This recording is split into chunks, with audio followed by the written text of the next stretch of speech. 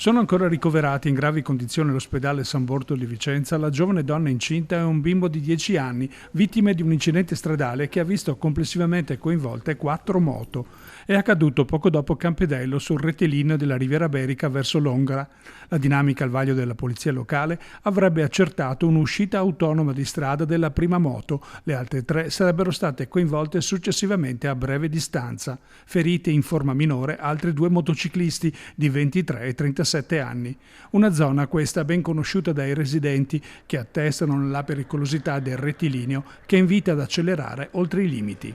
Il corre veloce qua che è la strada qua, ecco, stanotte, io dicevo di stanotte dell'incidente, insomma ho sentito il colpo e vado già in letto, devo dormire, sono dopo l'albergo e ho visto un casino. Perché qua il corre è sera, di notte, quando credo che c'è poco traffico, se la roba ti senti che vuoi, che le moto, È sempre pericolosa la strada.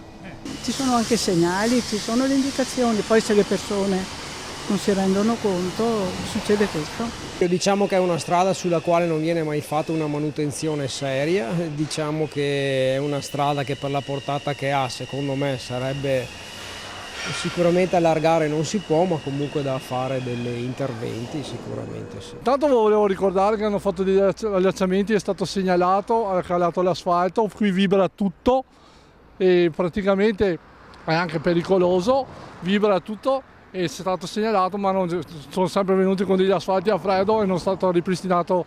Intanto ricordavo che, visto che mi ha detto di un incidente in moto, che qui più avanti c'è una lapide di uno che aveva fatto l'incidente, si è scandato da solo e è morto sul colpo. Poi di notte così sia tanto traffico anche. Succede incidenti dopo se la velocità. Sì, tanto pericolosa. Resi difficoltà anche ad attraversare la strada perché non ha rispetto neanche di anziani. In questa posizione è il primo pezzo rettilineo fuori città, che è lo stimolo per qualunque persona che voglia correre. Certo. Abbiamo visto delle tracce, ma anche un manto stradale un po' irregolare.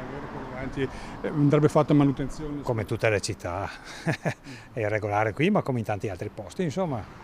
Andrebbe fatto qualcosa in più, visto la tipologia della strada, magari autovelox, controlli, servirebbe qualcosa?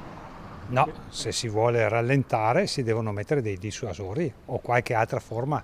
Di sicuro l'autovelox non risolve il problema.